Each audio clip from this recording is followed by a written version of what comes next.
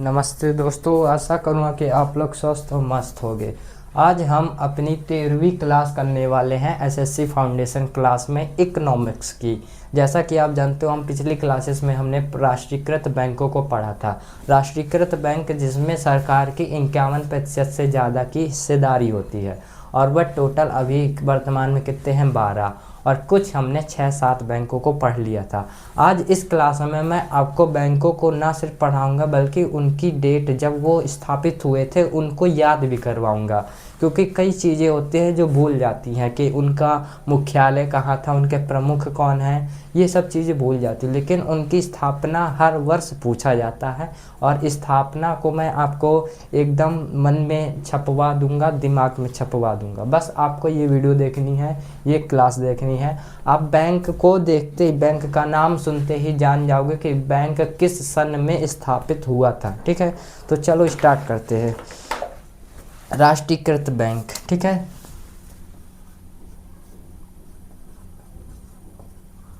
राष्ट्रीयकृत बैंक। कितने बैंक है राष्ट्रीयकृत? तो अभी वर्तमान में टोटल 12 बैंक हैं। कितने बैंक है? 12 बैंक है। ठीक है, 12 कौन कौन से हैं तो मैंने कुछ बता दिया था। पहला था एसबीआई। ठीक है, एसबीआई। एसबीआई की स्थापना कब हुई थी? 1 जुलाई 1955 को हुई थी। 1 जुलाई 1955 को हुई थी। ठीक है, इसका राष्ट्रीयकरण कब हुआ था? तो इसका 1 जुलाई 1955 को इसका राष्ट्रीयकरण हुआ था। ठीक है, ये मैंने ये वाला बता दिया था, मतलब एसबीआई को बता दिया था। दूसरा पीएनबी, पंजाब नेशनल बैंक को भी बता दिया था। ठीक है, और तीसरा जो बैंक था केनरा बैंक, नहीं, bank of Baroda, BOB, bank of Baroda को भी मैंने पिछली क्लासेस में बता दिया था। और चौथा केनरा बैंक, केनरा बैंक को भी मैंने बता दिया था। और पांचवा है यूनियन बैंक, यूनियन बैंक को भी मैंने बता दिया था। ठीक है, अब इसके आपको मैं याद कराने वाला हूँ कब ये स्थापित हुए। तो एसबीआई का आपको पता होगा कि 1 जुलाई 1955 को स्थापित हुआ था, इसको आपको याद रखना है। ठीक है, पंजाब नेशनल बैंक जो आपको स्थापित हुआ था 20 मई 1894 को स्थापित हुआ था। 20 मई 1894 को। ठीक है, 19 से 20 मई मानी जाती है। ठीक है, इसकी स्थापना तो 19 से 20 मई ये हो गया। अब बात करते हैं बैंक ऑफ बड़ौदा की। बैंक ऑफ बड़ौदा, बड़ौदा जो है 1908 में। ठीक है, देखो एसबीआई और पंजाब नेशनल बैंक का आपको याद कर लेना है। हम बात करते हैं बैंक ऑफ बड़ौदा। बड़ौदा मतलब बड़े लोग, बड़ौदा मतलब बड़े लोग। और बड़े लोग किससे रहते हैं? ठाठ से रहते हैं, ठाठ बाट से रहते हैं। ठाठ से 8 याद आ जाएगा। बैंक ऑफ बड़ौदा, बड़ौदा मतलब बड़े लोग, और बड़े लोग किससे रहते? ठाठ से रहते। ठाठ मतलब 8, तो 1908 में इसकी स्थापना हुई थी।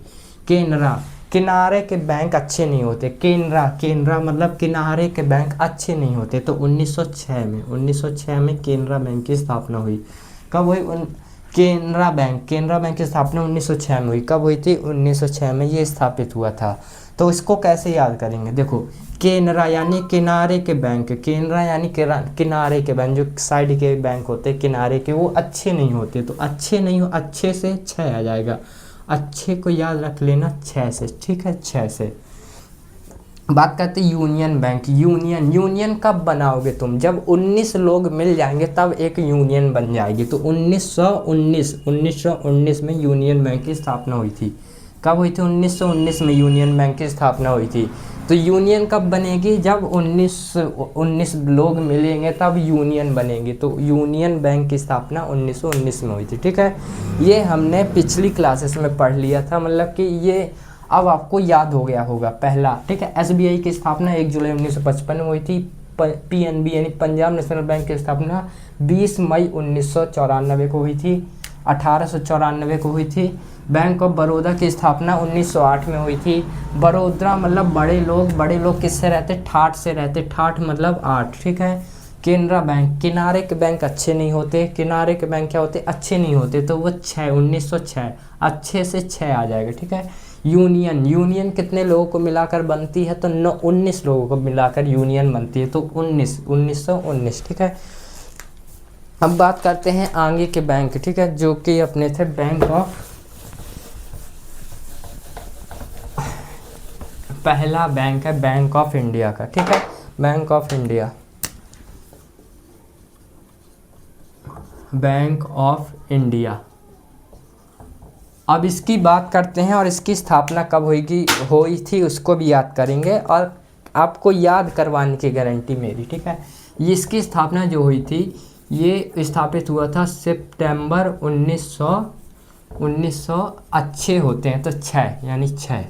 देखो बैंक ऑफ इंडिया, इंडिया में जो बैंक है वो अच्छे होते हैं, ये चीज़ याद लेना। इंडिया के बैंक कैसे होते हैं? अच्छे, मतलब अच्छे से क्या याद रखना है आपको? 6। इंडिया के बैंक कैसे होते हैं? अच्छे होते हैं। तो कैसे होते हैं? 6। अच्छे से 6 याद आ जाएगा। 1906 में हुई थी, ठीक है। कब हुई थी? 1906 में। इसका हेडक्वार्टर की बात करूँ, हेडक्वार्टर मुख्यालय हिंदी में कहते हैं इसको, ठीक है। कब हुई थी? इसका हेडक्वार्टर मुंबई में है, ठीक है। इसका हेडक्वार्टर कहाँ है? मुंबई में है। अब अगर इसकी बात करूं कि इसके प्रमुख कौन हैं अभी वर्तमान में, प्रमुख या फिर सीईओ, ठीक है, सीईओ कौन है? तो इसके रजनीश कर्नाटका है। कौन है? रजनीश कर्नाटक। इसके जो सीईओ है वर्तमान में रजनीश कर्नाटक है, ठीक है। कैसे याद रखो कि बैंक ऑफ इंडिया की स्थापना कब हुई थी? तो बैंक ऑफ इंडिया, इंडिया के जो बैंक होते हैं वो अच्छे होते हैं। अच्छे मतलब 1906 में उसकी स्थापना हुई थी। कब हुई थी? अच्छे को 6 से ले लेना और बाकी 1906 में इसकी स्थापना हुई थी, ठीक है। अब बात करते हैं बैंक इंडियन बैंक की, ठीक है। इंडियन बैंक की स्थापना कब हुई थी? अब देखो इंडिया के बैंक अच्छे होते हैं लेकिन इंडिया के बैंक को 7 हफ्तों के 7 दिन खुलना चाहिए। ऐसा लोग कहते हैं कि जैसे रविवार को बैंक बंद रहता है तो लोग कहते हैं कि 7 दिन बैंक को खुलना चाहिए। इंडिया के बैंक को कितने दिन? 7 दिन खुलना चाहिए। तो 1907 में इंडियन बैंक की स्थापना हुई थी। कब हुई थी? 1907 में। इंडियन बैंक की स्थापना 1907 में हुई थी। ऐसा कहा जाता है कि इंडियन बैंक जो है मतलब कि भारत के जितने भी बैंक है वो 7 दिन खुले। जनता कहती है कि भारत के जितने भी बैंक है वो 7 दिन खुले, तो उससे क्या आ जाएगा? 1907, ठीक है, 1907। अब इसकी बात करूं तो इसका हेडक्वार्टर कहाँ है? इंडियन बैंक का हेडक्वार्टर मुंबई में है, ठीक है। कहाँ है? मुंबई में। इंडियन बैंक का हेडक्वार्टर मुंबई में नहीं है क्योंकि इसका हेडक्वार्टर मुंबई में था और बदल गया है। इसका हेडक्वार्टर चेन्नई में है, चेन्नई में, ठीक है। इसका हेडक्वार्टर कहाँ है? चेन्नई में। इसके प्रमुख की बात करूं या फिर सीईओ की बात करूं तो इसके सीईओ कौन है? अभी हाल ही में इसके सीईओ बने हैं श्री विनोद कुमार। कौन बने हैं? श्री विनोद कुमार। आप विनोद कुमार भी लिख सकते हो, ठीक है, विनोद कुमार इसके सीईओ, ठीक है। बैंक ऑफ इंडिया की स्थापना कब हुई थी? 1907 में। कैसे याद रखोगे कि इंडिया की जो बैंक है वो 7 दिन खुलने चाहिए। कितने दिन? 7 दिन खुलने चाहिए। अब एक बैंक आता है central bank of India. Central bank of India ये केंद्र का बैंक है, ठीक है। Central bank of India, central यानी केंद्र के लोग, केंद्र के जो लोग होते हैं, केंद्र सरकार जो होती है वो सभी राज्य सरकार पे नज़र रखती है, एक राज्य सरकार पे नज़र रखती है। तो वैसे ही जो केंद्र सेंट्रल बैंक है, ये सेंट्रल बैंक जो होता है ये एक बैंक पे नज़र रखता है। एक का मतलब हो गया तो ये 1911 में स्थापित हुआ था। कब हुआ था? 1911 में। ये एक बैंक पे नज़र रखता है। क्यों? क्योंकि ये सेंट्रल का बैंक है। सेंट्रल बैंक ऑफ इंडिया एक बैंक पे नज़र रखता है, इसलिए इसकी स्थापना को आप याद कर सकते हो 1911 में। कब? 1911 में इसकी स्थापना हुई थी।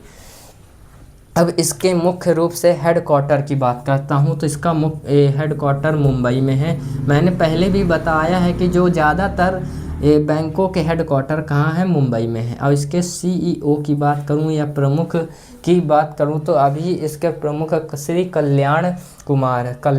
कौन है? कल्याण कुमार आप लिख सकते हो, ठीक है। कल्याण कुमार इसके प्रमुख हैं। कौन है? कल्याण कुमार इसके प्रमुख हैं, ठीक है। आशा करता हूँ कि आपको ये समझ में आया होगा। अब चलते हैं आगे बैंकों की तरफ, ठीक है। एक बार मैं आपको बता देता हूँ कि ये जो अपना ऊपर से था ये 6वां था, ये 6वां, ये 7वां और ये 8वां। अपने 4 और बचे, चारों को और कंप्लीट करते हैं, फिर अपना ये जो बैंकिंग है, राष्ट्रीयकृत बैंक है, ये ख़त्म हो जाएगा, ठीक है। अब लास्ट ही ये चल रहा है, ठीक है। हाँ, अब बात करते हैं नौमा। नौमा कौन सा बैंक है और उसकी स्थापना कब हुई थी? तो नौमा बैंक है इंडियन ओवरसीज बैंक। कौन है? Indian overseas bank. Indian overseas bank कब हुई थी इसकी स्थापना, और इसको याद कैसे रखेंगे? तो इंडियन ओवरसीज की स्थापना 1937 में हुई थी, 1937 में। अब 1937 को कैसे याद रखेंगे कि 1937 को आपको सीज से 37 याद रखने ना, सीज यानी 37, सीज 37, 1937, 37 सीज से 37 याद रख लेना, ठीक है। तो इंडियन ओवरसीज बैंक की स्थापना 1937 में हुई थी। इसका हेडक्वार्टर कहाँ है? मुख्यालय, हेडक्वार्टर, ठीक है। हेडक्वार्टर इसका जो है चेन्नई में है, चेन्नई में, ठीक है। इसका हेडक्वार्टर चेन्नई में है। इसके सीईओ की बात करूं तो इसके जो सीईओ अभी वर्तमान में बने हैं वो हैं अजय कुमार। कौन बने हैं? अजय कुमार।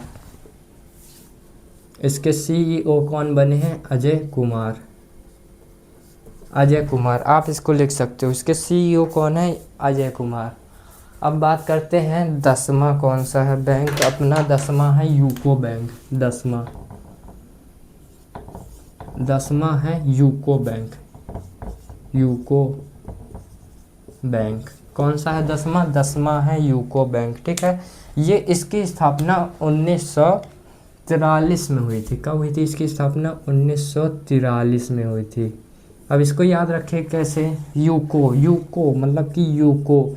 मेरा दोस्त बोल रहा है मैं यूको जाऊंगा, जब यूको हो जाएगा मुझे खुशी होगी। अगर मैं उसका पक्का दोस्त हूँ तो मुझे खुशी होगी, और जब खुशी होगी तो मैं बोलूँगा ताली बजा, ताली। 43, ताली से 43 है, ताली बजाया मैंने, वो यूको गया तो मैंने उस ताली बजाई, और ताली बजाए से 43 याद आएगा आपको। क्या आएगा? 43। यूको बैंक की स्थापना कब हुई थी? तो 1943 में हुई थी। ये चीज़ आपको याद रखनी, ठीक है। और कलकत्ता में इसका हेडक्वार्टर है। कहाँ है? कोलकाता में इसका हेडक्वार्टर है, कोलकाता में इसका हेडक्वार्टर है। और इसके प्रमुख की बात करूं या फिर इसके सीईओ की बात करूं तो इसके जो सीईओ अभी हैं अश्विनी हैं। कौन? अश्विनी, श्री अश्विनी, अश्विनी कौन है अभी इसके जो सीईओ जो हैं वो है अश्विनी। कौन है? अश्विनी कुमार भी लिख सकते हो, कुमार भी हैं, ठीक है। उनके पीछे कुमार भी लगा है तो आप अश्विनी कुमार भी लिख सकते हो। अब आता है एक और कंफ्यूजिंग करने वाला बैंक, कौन सा है? 11वां, जो कि है Punjab and Sindh Bank. Punjab and Sindh Bank. कौन सा है? सिंध बैंक। पंजाब बैंक की स्थापना कब हुई थी पहले ये बता दो। पंजाब बैंक की स्थापना मैंने बताई थी कि पंजाब बैंक की स्थापना 20 मई 1894 में हुई थी, ठीक है। लेकिन पंजाब एवं सिंध बैंक की स्थापना जो है 1900 एक जॉब चाहिए जो 8 घंटे की हो, तो 1908 में हुई थी। पंजाब एवं सिंध बैंक की स्थापना 1908 में हुई थी। कैसे? देखो, पंजाब से जाब निकाल लो, यानी जॉब निकाल लो। अब तुमको एक जॉब चाहिए, कौन सी चाहिए? जॉब जो 8 घंटे की हो, ओनली 8 घंटे आपको काम करने पड़े, सैलरी अच्छी खासी मिले। तो पंजाब जाब से एक जॉब चाहिए जो हो 8 घंटे की हो। कितने घंटे की? 8 घंटे की हो, ठीक है। तो ये आपको याद हो जाएगा, ठीक है। अब इसका हेडक्वार्टर की बात करूँ, इसका हेडक्वार्टर कहाँ है? तो इसका हेडक्वार्टर न्यू दिल्ली में। कहाँ है इसका हेडक्वार्टर? न्यू दिल्ली में, न्यू दिल्ली में, ठीक है, न्यू दिल्ली में, ठीक है। अब बात करें, इसका हेडक्वार्टर तो न्यू दिल्ली में है, लेकिन इसके प्रमुख जो है सीईओ बात करें, सीईओ जो है स्वरूप कुमार है। कौन है इसके प्रमुख? स्वरूप कुमार है, ठीक है। अब एक आखिरी बैंक आता है जिसको हम यहीं पे साइड में कंप्लीट कर देते हैं, वो है एक है बैंक ऑफ महाराष्ट्र। कौन सा है? Bank of Maharashtra.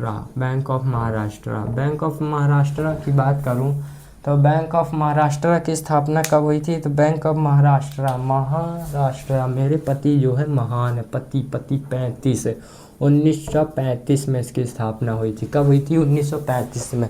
Bank of Maharashtra, देखो बैंक ऑफ महाराष्ट्र, महा से याद रखना महान, महान, और 35 लिखना पति, पति यानी मेरे पति महान है, पति से आ जाएगा 35, ठीक है, पति से आ जाएगा 35। ये ट्रिक आप मतलब मेरी बातों को सुन लो, ये क्लास को सुन लो, उसके बाद आपको ऑलरेडी याद रहा आएगा। तब कि आप कहीं भी इन बैंकों के नाम सुनोगे तो आपको समझ में आ जाएगा कि आप कौन सा स्थापना इसका ईयर है, ठीक है। कब हुआ? इसके स्थापना 1935 में हुई और पुणे में इसका हेडक्वार्टर है। कहाँ है? पुणे में इसका हेडक्वार्टर। कहाँ है? पुणे में इसका हेडक्वार्टर है, ठीक है।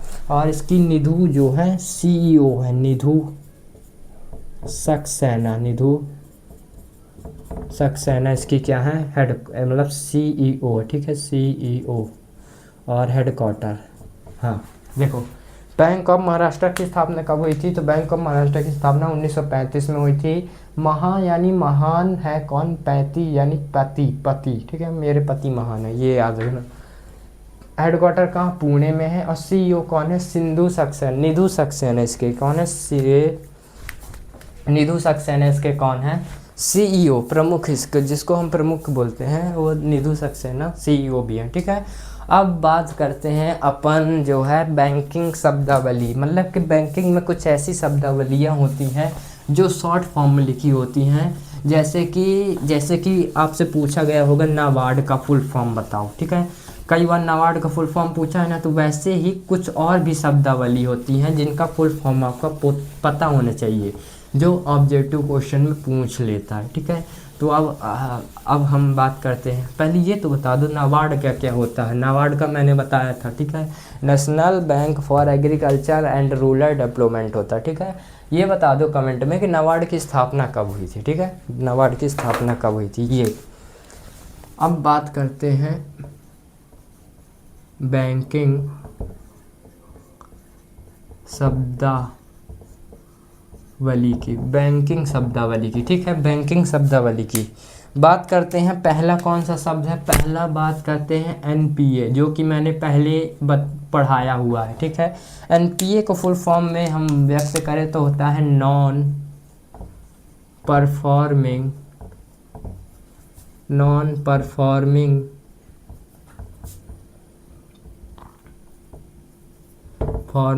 असेट, नॉन परफॉर्मिंग असेट होता है, ठीक है। NPA का फुल फॉर्म क्या होता है? Non performing asset.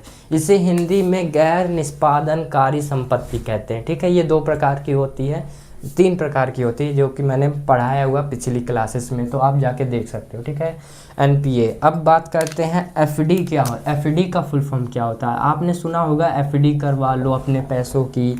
तो FD का मतलब क्या होता है? तो FD का मतलब होता है फिक्स डिपॉजिट, ठीक है, फिक्स डिपॉजिट।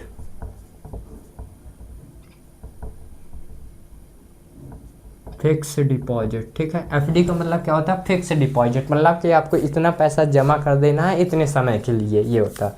एक होता है RD, क्या होता है? RD, RDX नहीं होता, RD होता है। RD होता है रिकरिंग डिपॉजिट, ठीक है, recurring deposit, recurring deposit, recurring deposit होता है, ठीक है। कौन होता है? RD का मतलब होता है रिकरिंग डिपॉजिट, ठीक है। एक होता है NEFT, NEFT होता है। NEFT का मतलब क्या होता है? तो NEFT का होता है NEFT का होता है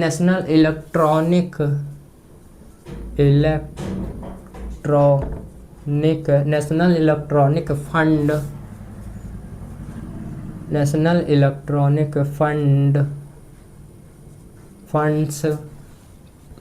T से क्या होता है? नेशनल इलेक्ट्रॉनिक फंड ट्रांसफ़र होगा, नेशनल इलेक्ट्रॉनिक फंड ट्रांसफ़र, ठीक है, fund, national electronic fund transfer, ये होता है। NEFT का फुल फॉर्म क्या होता है? National electronic fund transfer. क्या होता है? नेशनल इलेक्ट्रॉनिक फंड ट्रांसफ़र होता है। एक होता है RTGS, कौन होता है? आरटीजीएस का क्या होता है? तो इसका होता है real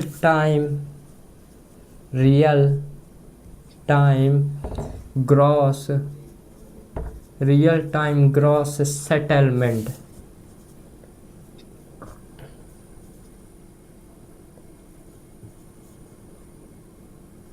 real time gross settlement होता है इसका। क्या होता है? रियल टाइम ग्रॉस सेटलमेंट, ठीक है। एक होता है आईएमपीएस होता है। ये क्या होता है? तो ये होता है इमीडिएट पेमेंट सर्विस। क्या होता है? Immediate payment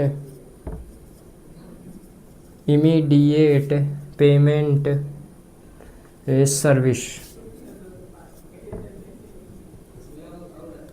immediate payment service क्या होता है? Immediate payment service. आईएमपीएस का क्या होता है? Immediate payment service. ये आपको याद रखना है। क्यों? क्योंकि ये पूछा जाता है। एक और होता है सीबीएस। क्या होता है? सीबीएस। इसका होता है कोर बैंकिंग सिस्टम। क्या होता है? Core banking system. Core banking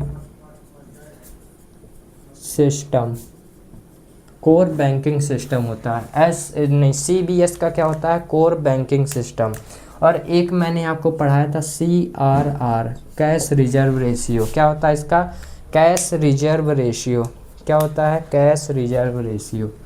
तो इसको लिखना cash reserve ratio. Cash reserve ratio क्या होता है? कैश रिजर्व रेशियो होता है इसका। क्या होता है? कैश रिजर्व रेशियो होता है, ठीक है। CRR का फुल फॉर्म क्या होता है? Cash reserve ratio. एक और होता है एटीएम का दो फुल फॉर्म होते हैं, दो आप मान सकते हो, ठीक है। एक होता है all time money, all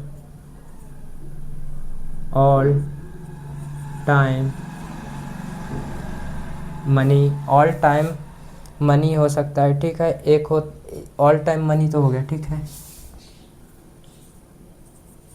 all time money एक क्या होता था? एक होता है ऑटोमेटेड टॉलर मशीन होता है। क्या होता है? एक ऑटोमेटेड टॉलर मशीन, ठीक है।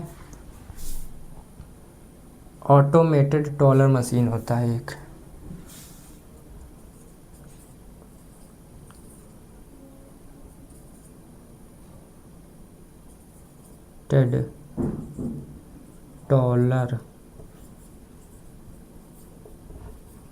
ऑटोमेटेड टॉलर मशीन होता है। क्या होता है? एक ऑटोमेटेड टॉलर मशीन होता है। ये हो गई बैंक की कुछ शब्दावली, और कुछ बची हैं तो उनको कल कंप्लीट कर लेंगे, ठीक है। क्योंकि आज की क्लास यहीं पे समाप्त करते हैं, लेकिन उससे पहले आज हमने जो पढ़ा उसका रिवीजन करते हैं। एनपीए मतलब नॉन परफॉर्मिंग असेट, एफडी मतलब फिक्स डिपॉजिट, आरडी मतलब रिकरिंग डिपॉजिट, एनईएफटी यानी national electronic fund transfer, RTGS real time gross settlement, MPS मतलब कि आईएमपीएस का होता है इमीडिएट पेमेंट सर्विस, ठीक है। सीबीएस का होता है कोर बैंकिंग सिस्टम, सीआरआर का होता है कैश रिजर्व रेशियो, एटीएम का फुल फॉर्म होता है ऑल टाइम मनी या फिर ऑटोमेटेड टॉलर मशीन, ठीक है। ये दोनों ऑप्शन में दिए रहे होंगे, मतलब कि दोनों में से कोई एक ऑप्शन में दिया होगा तो आपको कोई एक क्लिक करना है, ठीक है, दोनों नहीं बताना। और जैसा कि मैंने बताया तो बैंक ऑफ महाराष्ट्र की स्थापना कब हुई थी, ये कमेंट में बता दो अगर आपको ट्रिक से याद है तो, ठीक है। बैंक ऑफ महाराष्ट्र की स्थापना कब हुई थी ये बताना। तो मिलते हैं नेक्स्ट वीडियो में। जय श्री राम, जय महाकाल।